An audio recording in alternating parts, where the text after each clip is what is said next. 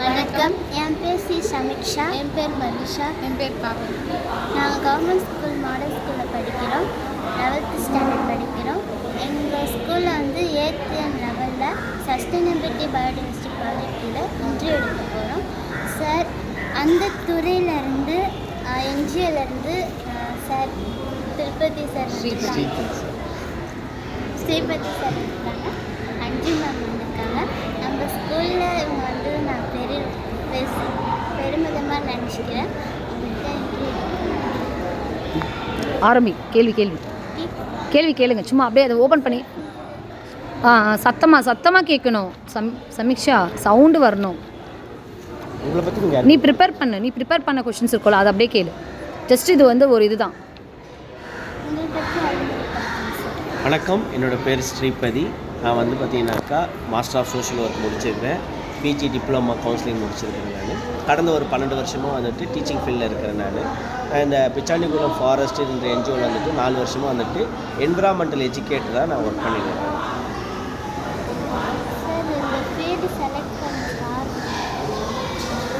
நான் சோஷியல் எனக்கு மேலே எனக்கு ரொம்ப இன்ட்ரெஸ்ட் இருந்தது. சொசைட்டியை பற்றி படிக்கணும், சொசைட்டியை பற்றி தெரிஞ்சுக்கணும், மக்களோடைய வாழ்வாதாரங்களை பற்றி தெரிஞ்சுக்கணும், அவங்களுடைய வாழ்வியலும் அவங்களோட உளவியல் ரீதியாக வந்துட்டு சில விஷயங்கள் வந்துட்டு தெரிஞ்சுக்கணும் ஆசைப்பட்டதுனால இந்த ஃபீல்டை நான் சூஸ் பண்ணேன்.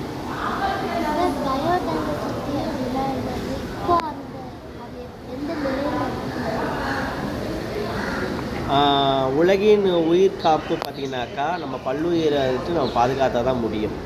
அது பார்த்திங்கனாக்கா நம்ம பல்லுயிர் வந்து பார்த்திங்கனாக்கா மே 22 அந்த தினத்தை நம்ம கொண்டாடுறோம். சரிங்களா? அது எதுக்காக கொண்டாடுறோன்னாக்கா 17ஆம் ஆண்டு தொழில் புரட்சி அப்போ பார்த்திங்கனாக்கா நம்மளுடைய பல்லுயிர் மாற்றம் வந்துட்டு ரொம்ப பெரிய லெவலில் வந்துட்டு மாற்றம் ஏற்பட்டுச்சு. அதுக்கப்புறம் தான் வந்துட்டு நிறைய அழிவை நோக்கி நம்ம செல்ல வேண்டியதாக ஆயிடுச்சு. ஏன்னு பார்த்தீங்கன்னாக்கா நம்ம பல்லுயிரை நம்ம காக்காமல் நம்ம விட்டுட்டோம்னாக்கா ஒன்றுமே காக்க முடியாது. ஏன்னா இப்போ ஒன்றும் இல்லை, ஒரு புழுவாக இருந்தாலும் ஒரு பூச்சியாக இருந்தாலும் இந்த உலகத்தில் வந்துட்டு அது வந்து கண்டிப்பாக வந்துட்டு ஒரு இம்பார்ட்டன்ட் விஷயமா இருக்குது. 6 அறிவு படித்த மனிதன் வந்துட்டு அதை அழிக்க தான் பார்க்குறான். ஆனால் அந்த 6 அறிவு இல்லாத அந்த உயிரினை வந்துட்டு இந்த உலகத்தை ஆக்க தான் பார்க்குது. இந்த இப்போ கடலில் தண்ணியை வந்துட்டு சுத்தப்படுத்துறது மீன்கள் தான். சரிங்களா? இந்த நிலத்தை வந்துட்டு சமப்படுத்தி அதை வந்துட்டு செழிப்பாக்குறது இந்த புழுங்கள் தான். ஸோ இதுங்க அது வந்து பார்த்திங்கனாக்கா உலகத்துக்கு பூமிக்கு தேவையான விஷயங்களில் என்ன பண்ணணுமோ அதை செஞ்சுக்கிட்டு இருக்குது. அது வாழ்வாதாரத்தோடு சேர்ந்து அதை செய்யுது. ஆனால் மனிதனாகிய நாம் என்ன பண்ணணும்? நம்ம வந்து 6 அடி படிச்சுட்டு நம்ம வந்து நான் சொல்கிறேன், நான் தான் உயர்ந்தேன்னு சொல்லிட்டு நம்ம இருக்கிறோம். ஆனால் நம்ம வந்துட்டு இந்த பூமிக்கும் இந்த உலகத்துக்கும் நம்ம எதுவுமே செய்யலையே. அதுதான் இப்போ நம்ம சொல்லி புரிய வைக்கணுன்னாக்கா நம்ம இப்போ என்னன்னாக்கா இந்த மண்புழு இருக்குது. இந்த மண்புழு பார்த்திங்கனாக்கா என்ன பண்ணுது? யாருக்கு நண்பனாக இருக்குது? விவசாயத்துக்கு நண்பனாக இருக்குது. அப்போ அந்த மண்புழு விவசாய நண்பனாக இருக்குது. ஒரு பூச்சி வந்துட்டு மகரந்த சேர்க்கை பண்ணுது, ஒரு பூ உற்பத்தி பண்ணுது, ஒரு காயாவது கனியாவது அந்த கனியை ருசித்து நம்ம சாப்பிட்றோம் நம்ம. ஆனால் மனிதனுடைய பயன் இங்கே என்ன இருக்குது? நம்ம எல்லாம் வந்துட்டு ஒரு குப்பையாக தான் இருக்கிறோம் அந்த உலகத்துக்கு, வேஸ்டேஜ். அப்போ இந்த உலகத்தை ஆட்டி படைக்கக்கூடிய மனிதனே இந்த உலகத்துக்கு நம்ம பார்த்திங்கனாக்கா ஃபேக்ட் பார்த்திங்கனாக்கா குப்பை. அப்போ அதை சொல்லி புரிய வைக்கும் போதோ அப்போ நம்ம குப்பையாக இருக்கிறோமோ அப்போ எப்படி நம்ம வந்துட்டு ஒரு நல்லது பண்ணாதான் இந்த உலகத்துக்கு என்ன ஆகுன்றதை நம்ம சொல்லி புரிய வைக்கணும். புரியுதுங்களா? அப்படி நம்ம சொல்லி புரிய வைக்கும் போது ஓகே நான் குப்பையாக இருக்கிறேன்னா அப்போ நான் என்ன பண்ணணும் உலகத்துக்கு? நீ ஒன்றும் பண்ண தேவையில்லப்பா, இயற்கையை பாதுகாத்தாலே போதும். இயற்கையாக விட்டுரு, அதோட அது வேலையை செஞ்சுக்கிட்டோம், நீ ஒன்றும் டிஸ்டர்ப் பண்ண வேண்டாம் சொல்லிட்டாலே போதும்.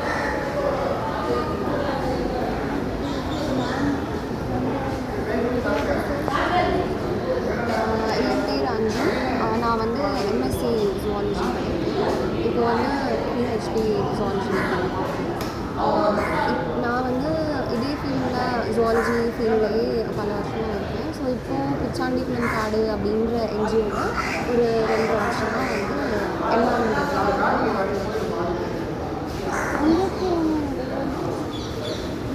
எனக்கு சின்ன வயசுலேருந்தே அனிமல்ஸ்லாம் ரொம்ப பிடிக்கும். அனிமல்ஸ் அப்படின்னு சொல்ல முடியாது, ஏன் இப்படி நடக்குது, நம்ம வந்து சாப்பிட்டா நம்மளுக்கு ஏன் இப்போ வருது, இந்த பூச்சி ஏன் இந்த கலரில் இருக்குது, லைக் ரொம்ப ஒரு ஆர்வமாக இருக்கும் எனக்கு தெரிஞ்சுக்கணும் அப்படின்னு சொல்லியிருக்கோம். ஸோ அந்த மாதிரி ஓகே நம்ம ஜுவாலஜி படித்தா ஃபஸ்ட்டு எம்பிபிஎஸ் அப்படின்ற டாக்டர் அப்படி தான் இன்ட்ரெஸ்ட் இருந்துச்சு. இந்த மாதிரி ஜுவாலஜி பாட்னி இப்படின்ற ஒரு அப்படின்றது எனக்கு தெரியாது. ஸோ எல்லாரும் இப்போ நம்ம அதான் யோசிக்கிறோம் டாக்டர் ஆகணும் அப்படின்னு. அதை தாண்டி வேறு நிறைய இருக்குது அப்படிங்கிறது நம்ம யாருக்கும் தெரியறதில்லை. ஸோ நான் வந்து ஓகே டாக்டர் எல்லோரும் டாக்டர் ஆகிறாங்க, எல்லோரும் டாக்டர் ஆனால் எப்படி வெறும் மனுஷங்க மட்டும்தான் இருக்காங்க அந்த உலகத்தில், மற்ற உயிரினங்களும் இருக்குது. ஸோ அதுக்குமே நம்ம இம்பார்ட்டன்ஸ் கொடுக்கணும் அப்படின்றனால ஓகே நம்ம ஜுவாலஜி எடுக்கலாம். எனக்கு அனிமல்ஸ் வந்து ஆர்வம் கற்றுக்கணும், அது ஏன் இப்படி இருக்குது அப்படின்னு கற்றுக்கணும் அப்படிங்கிறதுக்காக நான் வந்து ஜுவாலஜி சூஸ் பண்ணேன். ஸோ அதிலேயே வந்து பிஎஸ்சி, எம்எஸ்சி, பிஹெச்டி. மேம் இப்போ வந்து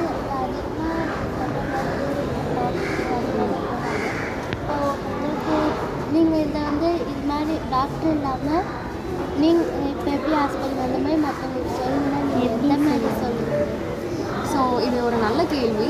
இது எல்லாருக்கும் தெரிய வேண்டிய ஒரு விஷயம். ஸோ எல்லாருமே வந்து டாக்டர் ஆக முடியல அப்படின்னு ரொம்ப மனசு கஷ்டப்பட்டு நிறைய தப்பான முடிவுகள் எல்லாம் எடுக்கிறாங்க பசங்க. ஸோ இது மட்டும்தான் நம்ம வாழ்க்கையே கிடையாது. நம்ம வந்து டாக்டர் ஆகி தான் ஒரு உயிரை காப்பாற்றணும் அப்படிங்கிறது. ஃபஸ்ட்டு நீங்கள் நம்ம சுற்றுச்சூழலை பாதுகாப்பாக வச்சாலே எந்த உயிருக்கும் பாதிப்பே கிடையாது. அது வந்து ஃபஸ்ட்டு நம்ம ஒரு மனுஷனாக அதை வந்து உணரணும். ஏன்னா நம்ம வந்து குப்பை போடுறோம், நம்ம வந்து பிளாஸ்டிக் எரிக்கிறோம், குப்பை எரிக்கக்கூடாததெல்லாம் எரிக்கிறோம், இந்த கடலில் போய் குப்பை போடுறோம், அதெல்லாம் திரும்பி நம்மளுக்கு தானே வருது. இப்போ நம்ம மண்ணில் குப்பை போட்டால் அது மண்ணில் மக்கள் அங்கே இருக்கிற செடி கொடிக்கு தானே அங்கே போகும். அதை திரும்பி யார் சாப்பிட்றா? நம்ம தான் சாப்பிட்றோம். ஸோ இந்த சுற்றுச்சூழலை பாதுகாக்கிறதே ஒரு பெரிய ஒரு வேலை தான். இதை வந்து நம்ம வந்து பாதுகாக்கணும் அப்படிங்கிறத தாண்டி நம்ம எதுவும் தீங்கு விளைவிக்காமல் இருந்தாலே போதும், அதுவே தானாக வந்து பாதுகாக்கிறோம். ஸோ என்வாயன்மெண்டல் கன்சர்வேஷன், ப்ரொடெக்ஷன் இந்த மாதிரி அவேர்னஸாக நம்ம வந்து போய் நம்மளுக்கு தெரிஞ்சதை நம்மளுக்கு சுற்றி உள்ளவங்களுக்கு சொல்லி புரியலாம். ஏன் வந்து இது மட்டும் எம்பிபிஎஸ் மட்டுமே முக்கியம் கிடையாது. இந்த உலகத்துக்கு மனுஷங்களை தாண்டி பல உயிர்கள் ரொம்ப முக்கியமாக இருக்குது. அதை பற்றி நம்ம தெரிஞ்சுக்கிட்டா அதை எப்படி நம்ம வந்து அழியாமல் தக்க வைக்க முடியும் அப்படிங்கிற கான்செப்ட் வந்து இந்த இதில் ஒரு ஸ்ட்ராங்காக இருக்குன்னு சொல்லுவாங்க, அந்த மாதிரி உங்களுக்கு புரியல. இப்போ ஒரு பலம், ஒரு பலவீனம் ஸ்ட்ரென்த்து எந்த ஃபீல்டில் சொல்கிறீங்க? படிக்கிற ஃபீல்டு. ஓகே, என்னோடய ஃபீல்டில் வந்து எனக்கு வந்து கன்சர்வேஷன். இப்போ வந்து கன்சர்வேஷன்னா பாதுகாக்கிறது. இப்போது சுற்றுச்சூழலை வந்து பாதுகாக்கிறது. அது இப்போ பொல்யூஷன்லாம் நம்ம படிக்கிறோம் இல்லையா, எந்த மாதிரி பொல்யூஷனால் நம்ம சுற்றுச்சூழலுக்கு வந்து தீங்கு விளைவிக்குது, அது வந்து எதனால் ஆகுது, அதை எப்படி நம்ம வந்து தடுக்கலாம், ஏதாவது அதுக்கு வழிமுறை இருக்கலாம். என்னோடய சைட்லேருந்து நான் ஏதாவது அது கான்ட்ரிபியூட் பண்ண முடியுமா, ஏதாவது ஒரு ப்ராடக்டாகவோ இல்லை ஒரு இன்ஸ்ட்ருமெண்ட்டாகவோ நான் டிசைன் பண்ணி அதை வந்து அந்த ப்ராப்ளம் வந்து சால்வ் பண்ணணும் அப்படிங்கிற ஆஸ்பெக்டில் நான் ஏதாவது ஒரு புது அனிமல் கண்டுபிடிக்கலாம். நானா புது அனிமல் அப்படின்றது கண்டுபிடிக்கல. பட் வந்து ஒரு இடத்துல முன்னாடி இல்லாமல் இருந்தது, அந்த இடத்த வந்து தூர்வாரி க்ளீன் பண்ணி அப்புறமா அந்த இடத்துல திருப்பி சர்வே பண்ணுறப்போ புதுசாக அந்த இடத்துல வந்திருக்கு ஒரு அனிமல் அப்படிங்கிற மாதிரி பார்க்குறேன். ஃபார் எக்ஸாம்பிள் இப்போது நாங்கள் உச்சாணிக்குடியில் வந்து ஒரு ஏரியா வந்து தூர்வாரி அங்கே வந்து ஒரு knowledge centre, blue green centre அப்படின்னு சொல்லி ஒன்று உருவாக்கிருக்கோம். என்னென்னா பொருட்கள் அப்படின்னு அது வந்து முன்னாடி ஒரு ரொம்ப வறண்ட ஒரு குப்பை கூடமாக அப்படின்னு ரொம்ப வருஷத்துக்கு முன்னாடியே அங்கே ஒரு ஏரி இருந்துருக்கு. அதை வந்து பராமரிக்காமல் ஒழுங்காக பார்த்துக்காமல் அது வறண்டு போய் அங்கே குப்பை கூட எல்லாம் நிறைய குப்பை கூட ஆரம்பிச்சிட்டாங்க, எதுவுமே இல்லாமல் ஆயிடுச்சு. ஸோ அந்த இடத்த வந்து திருப்பி தூர்வாரி திருப்பி அங்கே வந்து போய் பயோடைவர்சிட்டி சர்வே பண்ணிட்டோம். ஸோ பண்ணியாலே முன்னாடிக்கும் அங்கே என்னென்ன உயிரினங்கள் பல்லுயிரெலாம் வந்திருக்கு அப்படிங்கிறது பார்த்தா, ஸோ முன்னாடி பல வருஷத்துக்கு முன்னாடி அங்கே நல்ல ஒரு ஏரியா இருந்தப்போ இருந்தது இப்போ திருப்பி வந்திருக்கு, நடுவில் இல்லாமல் இருக்கு. ஸோ அது திருப்பி புதுசாக வந்திருக்கு. ஸோ இதில் என்ன தெரியுதுன்னா அழிஞ்சு போகலை, அந்த இடத்த விட்டு போயிருக்கு. திருப்பி அந்த இடத்துக்கு கொண்டு வரணும்னா அதை எப்படி நம்ம வந்து பராமரிக்கணும், அதுக்கு தேவையான வீடு நம்ம அமைச்சா அது திருப்பி தானாக வந்துடும் அப்படிங்கிறது ஒரு கான்செப்ட் நான் வந்து புரிஞ்சுக்கிறேன்.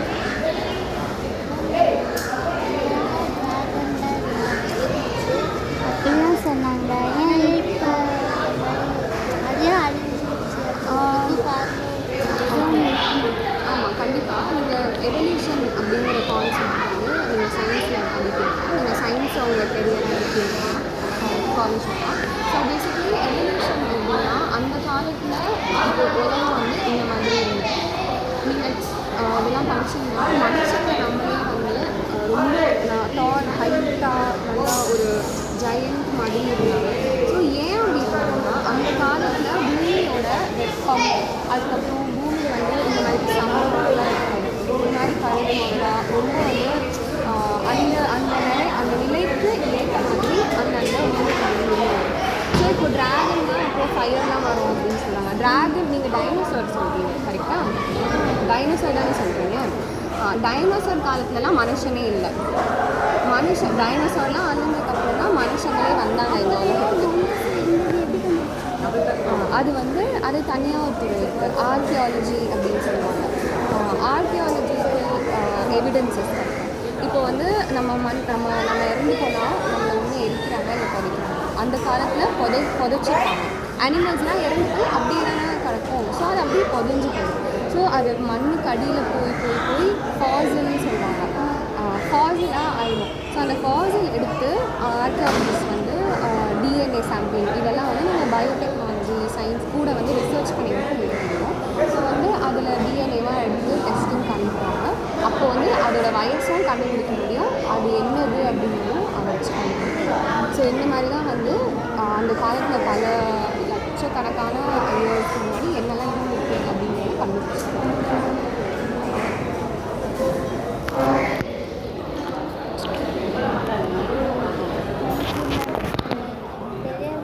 நிறைய சொல்லியிருக்காங்க.